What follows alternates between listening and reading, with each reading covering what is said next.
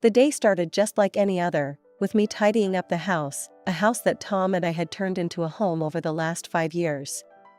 As a decorator consultant at a large furniture supermarket, I had the skills and the eye, and our home was my canvas.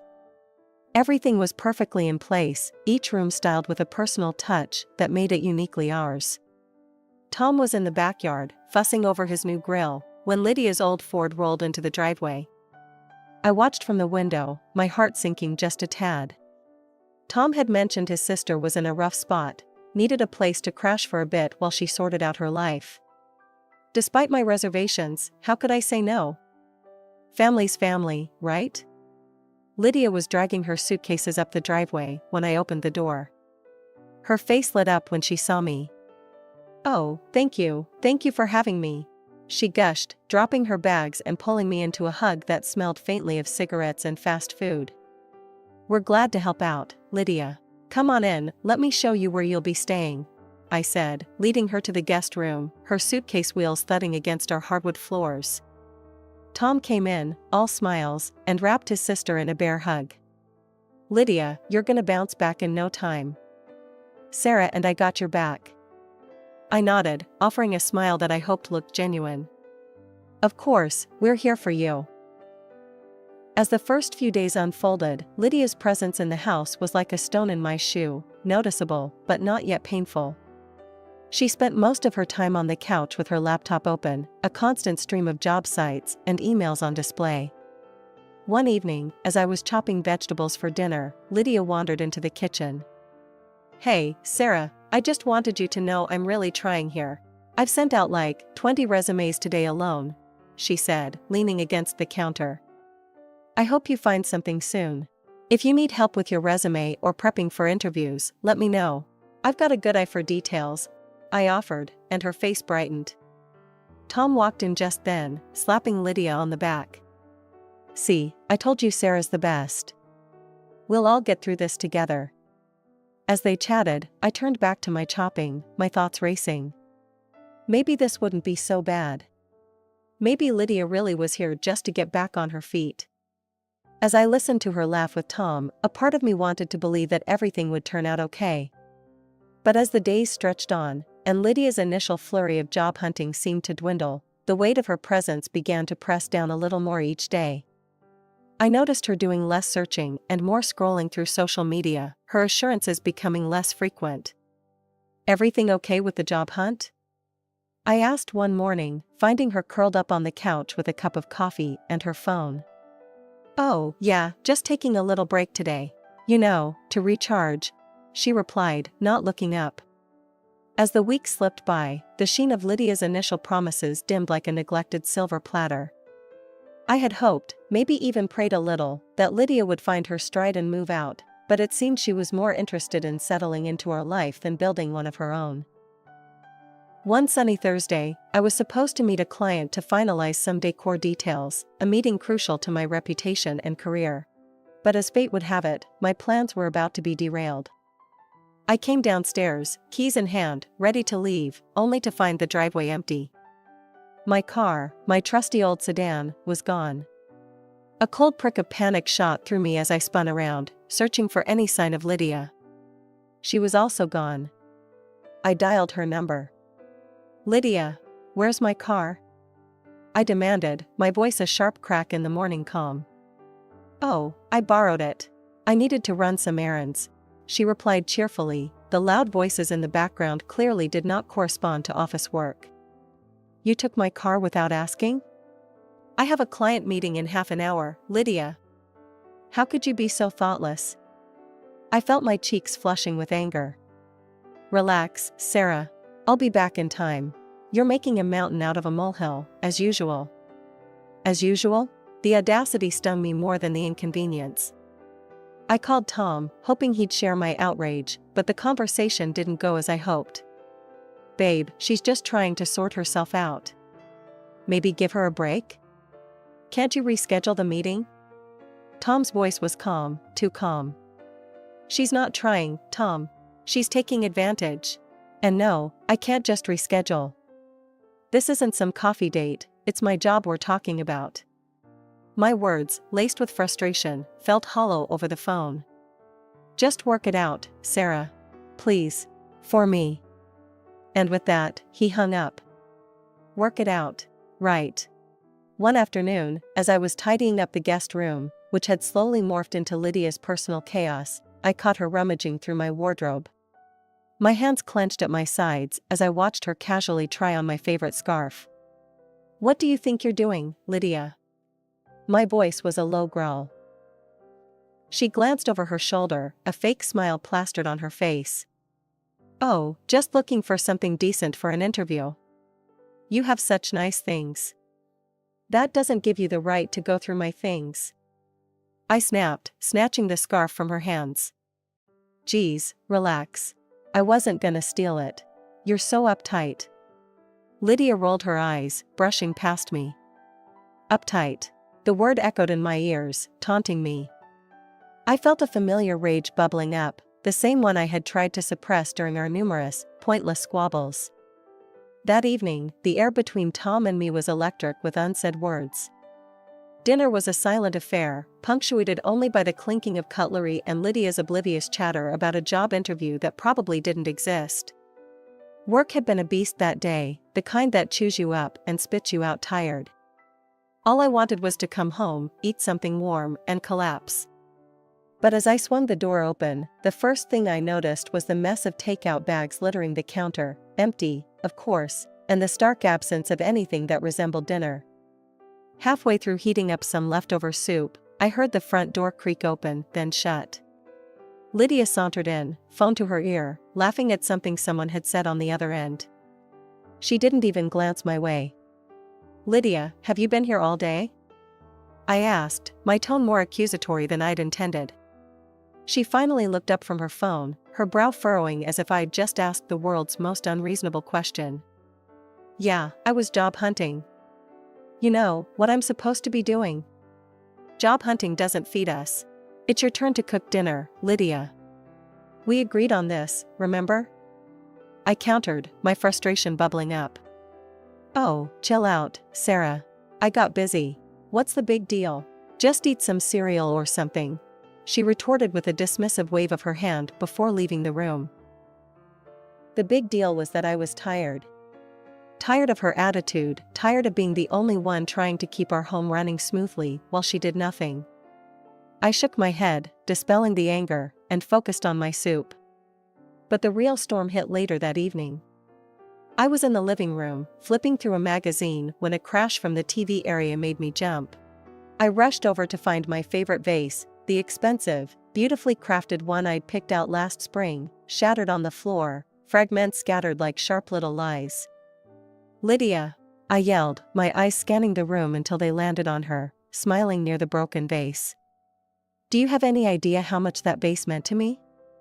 Before she could respond, the front door opened and Tom walked in, the timing as terrible as ever. Lydia wasted no time. Tears sprang to her eyes as she rushed to him, playing the perfect victim. Tom, I was just trying to clean, and Sarah started yelling at me. She broke her own vase and is blaming me. Her voice was choked with feigned distress. Tom's face turned a shade darker as he turned to me, his disappointment palpable. Sarah, why are you being so hard on her? She's already stressed enough. Apologize to her, now. My mouth fell open. Apologize? To her? I couldn't believe what I was hearing. Tom, you've got it all wrong. No, Sarah. I'm tired of coming home to you two at each other's throats. Just apologize and let's have some peace. He interrupted, his tone brooking no argument. Lydia smugly wiped her tears, a tiny victorious smile playing on her lips as Tom walked away. She leaned in close, her voice a venomous whisper. See? I told you. I can make him kick you out if I want to. Before I could confront her further, Tom called from the kitchen, his voice harsh and impatient. Sarah, come on and fix some dinner. Stop wasting time on this nonsense. Nonsense. That's what my feelings had been reduced to. I stood there, the fragments of the vase a mirror to how fractured our home life had become. With each day, Lydia's manipulations deepened the chasm between Tom and me, her deceitful tactics painting me as the villain in my own home. The tension in the house had been building like a storm waiting to burst. It was a quiet morning when I finally mustered the courage. Lydia was lounging on the couch as usual, her laptop open but forgotten as she scrolled through her phone. I marched up to her, my resolve firm. "Lydia, we need to talk. What's your end game here? You've been here for weeks, and every day there's a new excuse. Why aren't you leaving?" I demanded, my voice steady, despite the anger bubbling inside. Lydia looked up, her expression unreadable for a moment, then she shrugged with exaggerated nonchalance. "Oh, that's easy. I need money, Sarah. 10 grand should cover it. Pay up, and I'll be out of your hair." I was so taken aback by her audacity that for a moment, I couldn't speak. Then anger took over. "Get out. Get out of my house, now." Just as the words left my lips, Tom walked into the room. Lydia wasted no time. She burst into tears, rushing to him and burying her face in his chest. "Tom, she's being so horrible to me. I just need a little help, and she's throwing me out." Tom's face darkened as he turned to me, his eyes full of confusion and concern. "Sarah, what's going on? Why are you trying to kick my sister out without discussing it with me?" I was furious, not just with Lydia, but now with Tom for his blindness. "She just told me she wants $10,000 to leave, Tom. She's using us. And now she's playing you like a fiddle." Lydia, still clutching Tom, looked up at him with wide, innocent eyes. "It's true, I need the money. But there's more, I'm pregnant, Tom. I have no insurance, nothing. I didn't know who else to turn to." Tom's expression softened immediately as he turned to me, his gaze hardening. "Sarah, how can you be so cold? We have to help her. She's family." I was speechless with frustration. "She's lying, Tom. Don't you see? We need to verify this. Let's go to a doctor. Let's get proof." But Tom shook his head, stepping away from both of us, his decision clear in his posture. "No. I believe her, Sarah. She's my sister. You need to show some compassion. We're helping her." As he walked away, Lydia stuck her tongue out at me behind his back, a childish and mocking gesture that only fueled my rage. The conversation left me feeling isolated and betrayed. Tom, the man I had built a home and a life with, had chosen his manipulative sister over his wife. The injustice of it was suffocating. I'd tried to hold on to some semblance of peace, but after the conversation with Tom about Lydia's supposed pregnancy and need for money, things had only gone downhill. Lydia seemed to think her pregnancy, real or imagined, was a free pass to treat our home like her personal landfill. Dirty dishes, takeout boxes, and her clothes were strewn everywhere like decorations in her personal pigsty. One particularly exhausting day, I decided I needed a breather, a few days at my parents' house, to clear my head. They were always a haven of sanity for me, and Lord knew I needed that now. Returning home after those few days felt like walking back into a nightmare. The sink overflowed with dirty dishes, pizza boxes were stacked on the counter like some sort of greasy Jenga game. I was on the verge of exploding, ready to unleash every pent-up frustration on Tom when I found him sprawled on the couch, looking miserable and sick. The anger paused, replaced by concern. "Tom, what happened? Why didn't you clean up, or better yet, why didn't Lydia help out?" I asked, my voice a mix of worry and frustration as I knelt beside him. He coughed weakly, his voice hoarse. "I got hit with the flu or something. Been like this for a couple of days. Lydia said she couldn't risk getting sick because of the baby." Right on cue, Lydia entered the room, her timing as impeccable as ever. "Exactly. A pregnant woman needs to stay away from germs. And cleaning is just too much strain. You wouldn't want me to get hurt, would you?" Her voice dripped with a feigned concern that didn't reach her eyes. I stared at her, the anger simmering again, but I swallowed it down. Instead, I set about cleaning the house myself, maneuvering around Tom's languid form and Lydia's smug glances. As I scrubbed and swept, The state of my marriage seemed to mirror the state of our home, neglected and in disarray. Later that night, as I cooked some soup for Tom, hoping it might soothe whatever ailed him, he called out from the living room. "Sarah, can we talk?" I ladled the soup into a bowl and brought it over to him, sitting down beside him on the couch. "What's up?" He took the bowl, but didn't eat, his eyes meeting mine with a seriousness that made my stomach clench. "I'm sorry about all this.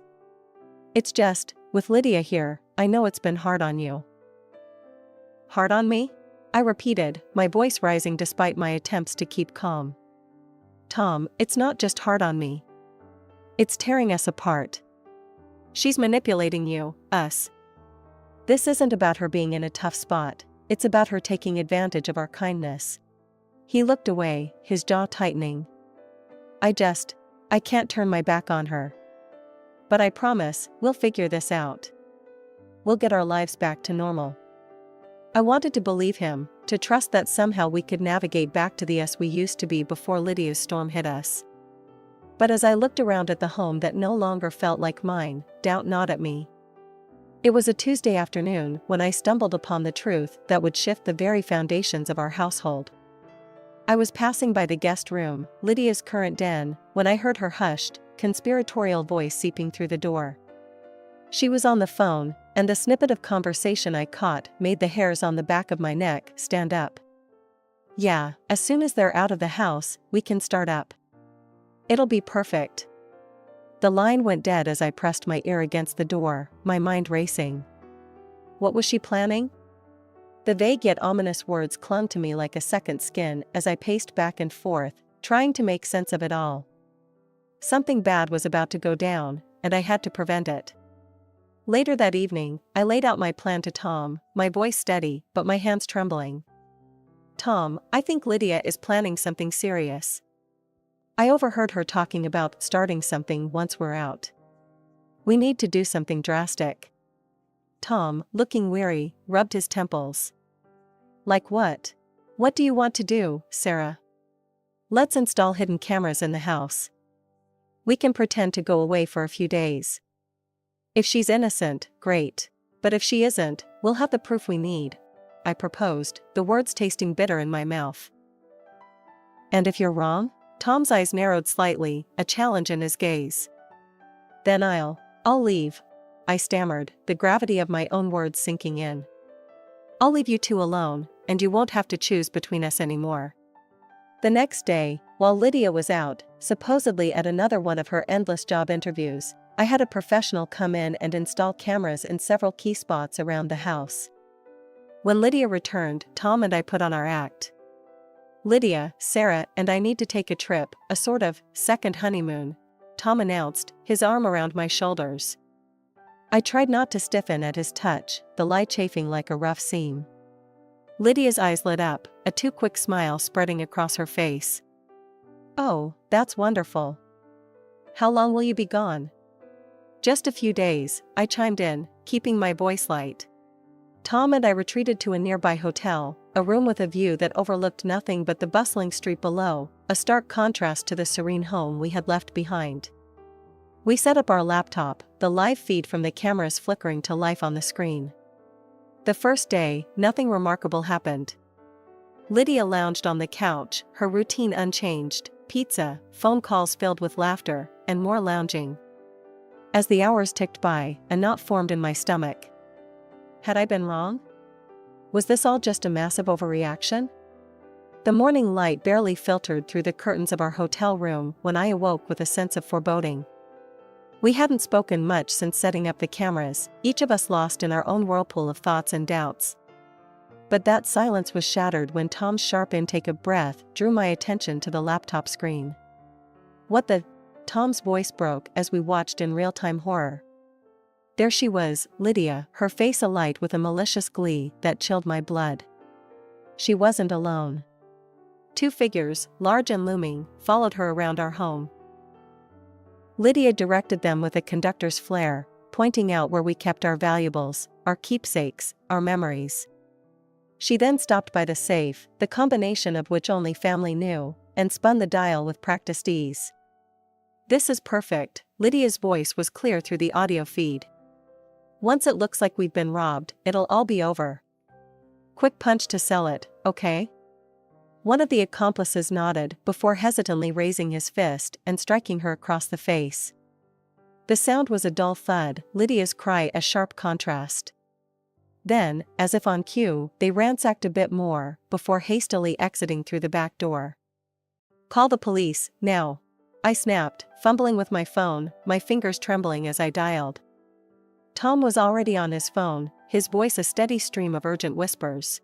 Minutes later, sirens filled the feed's audio as police swarmed into our house. Lydia was on the floor, her act pitiful as she clutched her cheek, moaning about a robbery. We didn't wait, we drove back immediately, reaching the house just as a police officer was helping Lydia to her feet. Her eyes widened in shock when she saw us. There. Please, they took everything. Lydia sobbed, her performance worthy of an award. Officer, you need to see this, Tom said, his voice cold as he handed over his phone with the live recording. The room fell silent as the footage played, the betrayal stark and undeniable. Lydia's face drained of color, her eyes darting around, seeking an ally where there was none to be found. You've always had it easy, Tom. Always got everything. Lydia yelled as she was led away. I just wanted my share, and you couldn't even give me that. Tom, who had always been the peacemaker, the family man, finally broke. I gave you a home, Lydia. I trusted you, and you tried to rob us blind. Her last-ditch effort was as pitiful as it was predictable. I'm pregnant, Tom. You can't let them take me. Tom didn't flinch. You're not pregnant. You're just a liar. It's over, Lydia. As the police took her away, her curses and insults echoed off the walls, a stark reminder of the chaos she'd brought into our lives. When the door closed behind her, the silence was deafening. Tom turned to me, his eyes red-rimmed and weary. Sarah, I'm so sorry. I should have believed you from the start. It's okay, Tom, I said, though my voice cracked. It's over now. Let's just try to move on. He nodded, pulling me into a tight embrace, his body shaking with a mixture of relief and sobs. I held him, feeling the pieces of our fractured life pressing into my skin, sharp and demanding. The courtroom was thick with tension. Tom and I sat side by side, hands clasped, as the judge laid down the verdict. On the count of burglary and conspiracy, the court finds the defendant, Lydia Carlton, guilty as charged. Tom squeezed my hand. He had made the hard choice, the right choice, not to stand up for Lydia. The sister he once knew was gone, replaced by this stranger who shared her face, but not her soul. And yes, she lied about her pregnancy. As we left the courthouse, the sun broke through the clouds, a literal and metaphorical slice of light cutting through the darkness. That's when I decided to share my news with Tom, the news I'd been holding close like a talisman through the storm. Tom, I need to tell you something important, I began, my voice a whisper against the wind. He turned to me, his eyes weary yet hopeful. What is it, love? I took a deep breath, my heart galloping. I'm pregnant. We're going to have a baby. The world paused. No, it stopped. The noise, the wind, the lingering traces of fear. All of it ceased in the moment Tom's face broke into a wide, incredulous smile. He lifted me into the air, a laugh bubbling up from his chest, pure and clear. We're going to be parents. He set me down, kissing me fiercely, a kiss that spoke of new beginnings and healed wounds. Life settled into a comforting routine. My pregnancy was smooth, and with each passing day, our anticipation grew. Tom transformed the guest room, the room that had harbored so many dark moments, into a nursery. One quiet evening, as we sat curled up on the couch, Tom's phone rang. The screen flashed Lydia's name, a number now registered to the prison. Without a word, he declined the call and then, with a decisive thumb, blocked the number. She's already called a few times, was all he said, his voice flat. What did she want? I asked, though I already knew. To ask for money. For a lawyer. To file for clemency. He replied, his gaze not meeting mine. I blocked her. Sarah. That part of our lives is over. We're moving forward, just us and our little one on the way. I leaned into him, a sigh of relief mingling with one of contentment escaping me. Thank you, Tom. For choosing us. For choosing our future. We're going to be okay, he murmured, and I knew he was right. The road hadn't been easy, and the shadows of betrayal might always linger in the corners of our memory, but ahead of us lay a path marked with hope and the promise of new life.